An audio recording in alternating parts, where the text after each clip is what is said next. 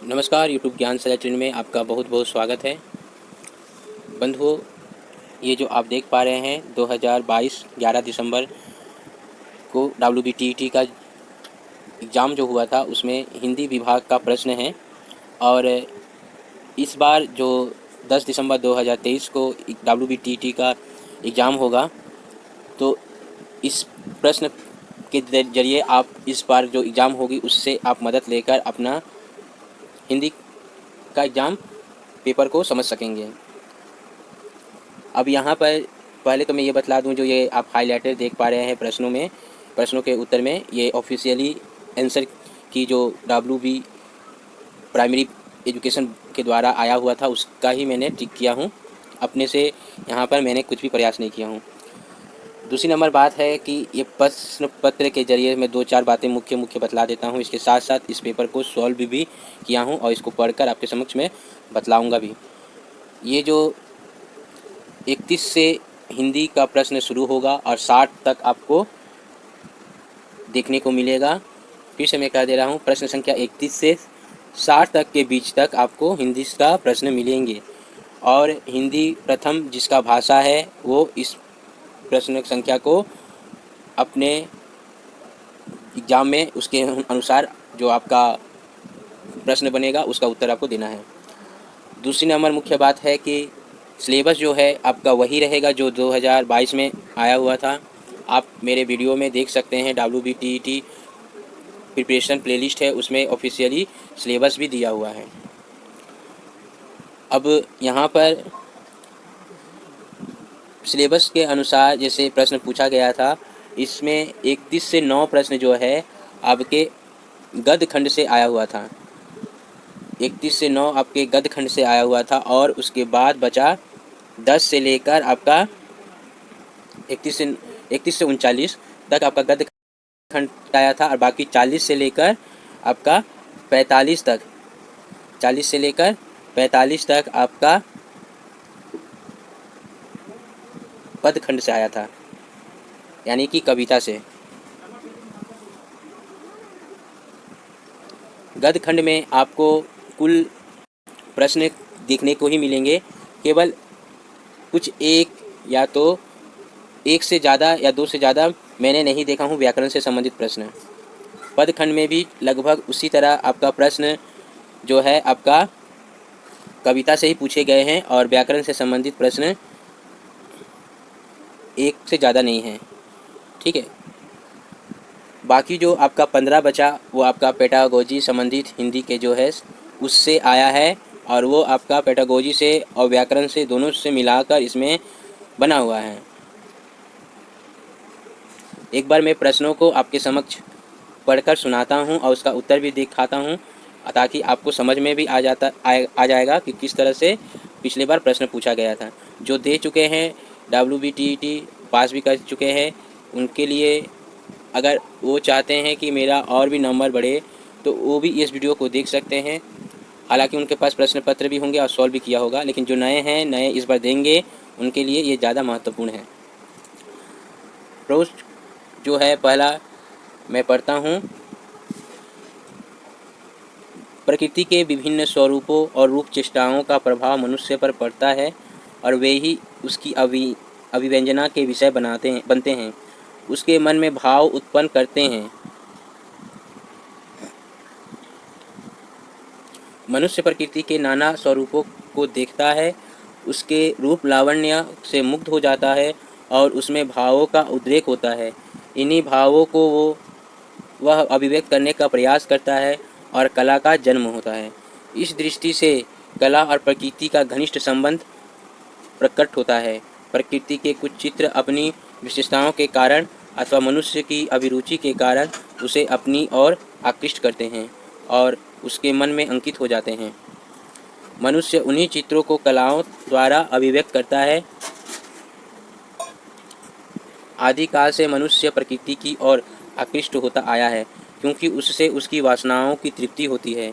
इस नैसर्गिक आकर्षण का परिणाम यह होता है कि मनुष्य प्रकृति के उन चित्रों को अपने हृदय के रस से सिक्त कर अभिव्यक्त करता है और वे ही भिन्न भिन्न कलाओं के रूप में इसके हृदय को रसान्वित करते हैं।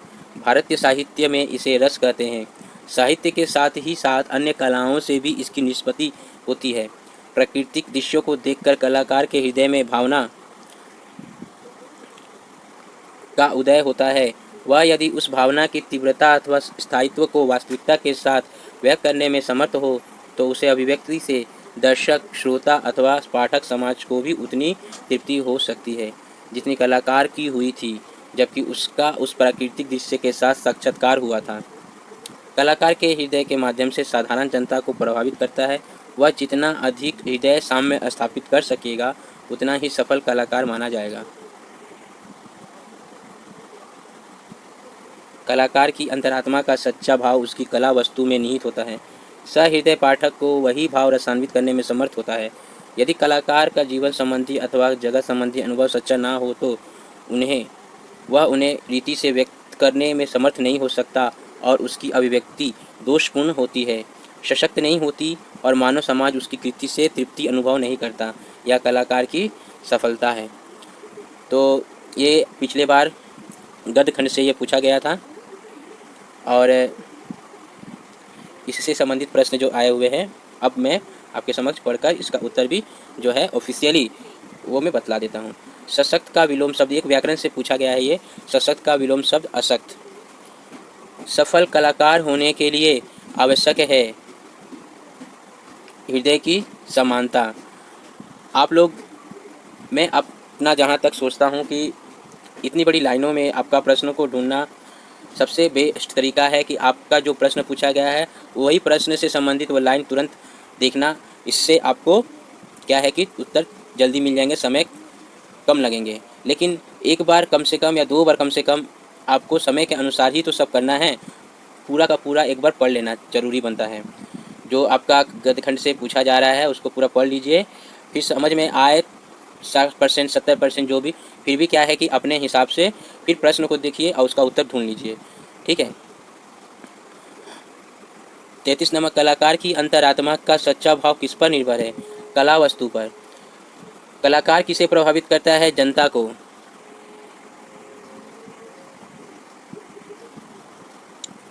कलाकार की अंतरात्मा का सच्चा भाव किसमें निहित होता है? कला वस्तु में। नैसर्गिक आकर्षण से क्या तात्पर्य है? प्राकृतिक आकर्षण। भाव रसान्वित के लिए पाठक में कौन सा गुण होना चाहिए? सहृदयता और सहजता।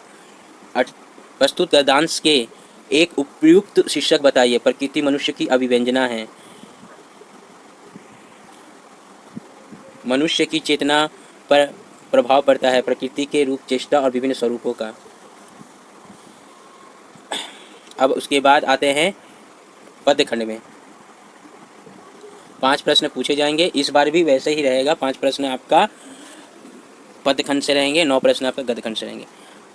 निम्नलिखित पद्यांश को ध्यानपूर्वक पढ़कर नीचे दिए गए प्रश्नों के उत्तर दीजिए। आह वह मुख पश्चिम के व्योम, बीच जब गिरते हो घनश्याम, अरुण रवि मंडल उनके भेद, दिखाई देता हो छवि धाम। जय शंकर प्रसाद द्वारा रचित है। कृष्ण जी के बारे में यहाँ पर बतलाया जा रहा है, उनकी मुखमंडल। या की नव इंद्रनील लघु श्रृंग, पोड़ कर धधक रही हो कांत, एक ज्वालामुखी अचेत, माधवी रंजन में अश्राता, घिर रहे थे घुंघराले बाल। अंश अविलंबित मुख के पास, नील घनसावक से सुकुमार, सुधा भरने को विधु के पास, और उस पर वह मुस्कान, रक्त किसलय पर ले विश्राम, अरुण की एक किरण अम्लान, अधिक अलसाई हो अभिराम। तो ये पद्य का पूरा मैंने पढ़ा। अब इसके बाद इसका उत्तर देख लेते हैं। अंश का अर्थ कंधा होगा। पिछले बार मैंने बाहें पर सॉल्व किया था, लेकिन पूरा बारीकी से मैंने इसको समझा तो अंश का अर्थ कंधा ही होगा। फिर उसके बाद छवि धाम का प्रयोग किसके लिए हुआ है? मुख के लिए। अभिराम का प्रयोग किसके लिए हुआ है? मुस्कान। घनश्याम कौन है? काले बादल। अब देखिए यहाँ पर मैंने भी यहाँ पर क्या बोला? कृष्ण जी के बारे में बतलाया जा रहा है, लेकिन ये क्या है? काले बादल के ऊपर है। देखिए मैं भी इस जगह पर फेल हो चुका। ऐसा है ना कि कविता का जो अर्थ है उसको अगर हम अच्छे से ना समझे तो बहुत सारा गलती हो जाती है, ठीक है। तो इसका घनश्याम कौन है? घनश्याम यहाँ पर काले बादल हैं। अश्रांत शब्द का अर्थ क्या हुआ है? ना थका हुआ होना। नील घन शावक शब्द का प्रयोग किसके लिए हुआ है? केश के लिए। अभी तक हम लोगों ने पदखंड गदखंड दोनों सॉल्व कर लिए, लेकिन ये परीक्षा में ये नहीं आएगा क्योंकि दोबारा ये पूछा नहीं जाता है, केवल अभ्यास के लिए ये कर सकते हैं। मुख्य जो है आपका पेडागोजी संबंधी यानी शिक्षा शास्त्र से संबंधित वो आपका मुख्य है। किस तरह से आपका पूछा जा रहा है और कैसा प्रश्न आया है ये देखना जरूरी बनता है। तो ये इस पर थोड़ा ज़्यादा ध्यान देना मेरा मानना है कि उचित है। 40 से 60 तक 15 प्रश्न बनते हैं पेडागोजी से संबंधित। निम्नलिखित प्रश्नों के उत्तरों में 4 विकल्प ABCD दिए गए हैं। इनमें से सही विकल्प का चयन कीजिए। वर्तनी संबंधी अशुद्धि का कौन सा कारण नहीं है? शब्द भंडार की कमी, ये जो है आपका नहीं है।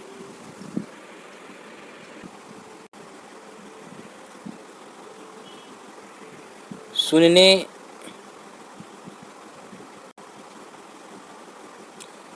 की योग्यता का संबंध इनमें से किसके साथ नहीं है? बीच बीच में अपने साथियों के साथ बातचीत करना।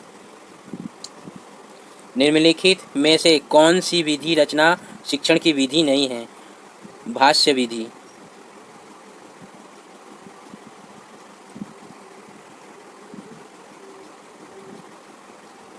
गद्य खंड में आप वसुंधरा शब्द को कैसे समझाएंगे? पर्याय कथन द्वारा। निम्नलिखित में से कौन सा कहानी का वर्ग नहीं है? रसवादी। मैं पूरे चारों ऑप्शन को नहीं पढ़ रहा हूँ, आप देख पा रहे हैं, और वीडियो में समय भी ज़्यादा लगेगा। जो मुख्य है मैं बतला दे रहा हूँ।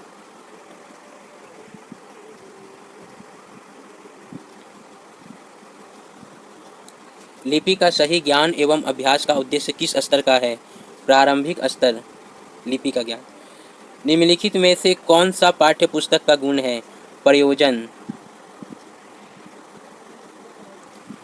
चित्रों का प्रश्न करके रचना का शिक्षण देना कौन सी विधि है? चित्र रचना विधि। इनमें से कौन सा मौखिक अभिव्यक्ति के अंतर्गत नहीं आता? मौखिक अभिव्यक्ति के अंतर्गत नहीं आता वो है सुलेख। भारत के संदर्भ में हिंदी का कौन सा रूप प्रचलित नहीं है? विदेशी भाषा।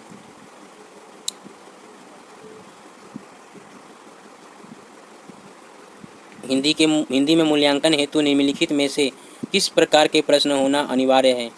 तीनों का समन्वित रूप यानी निबंधात्मक, लघुत्तरीय, वस्तुनिष्ठ, तीनों का समन्वित रूप होना चाहिए। इनमें से कौन सी विधि सस्वर वाचन की शिक्षा के अंतर्गत नहीं है? खेल विधि। निम्नलिखित में से कौन सी बोलने की योग्यता है? आशु भाषण। निम्नलिखित में से कौन सा शिक्षण सूत्र नहीं है? अनुकरण से अभ्यास। अब अंतिम प्रश्न, शिक्षक की महत्वपूर्ण विशेषता क्या होती है? अपने विषय का पूर्ण ज्ञान होना। तो ये 60 तक आपका मतलब कि 31 से 60 तक प्रश्न हिंदी का पूछा गया था 11 दिसंबर 2022 को। उसका ऑफिशियली आंसर की के तहत मैंने सॉल्व किया।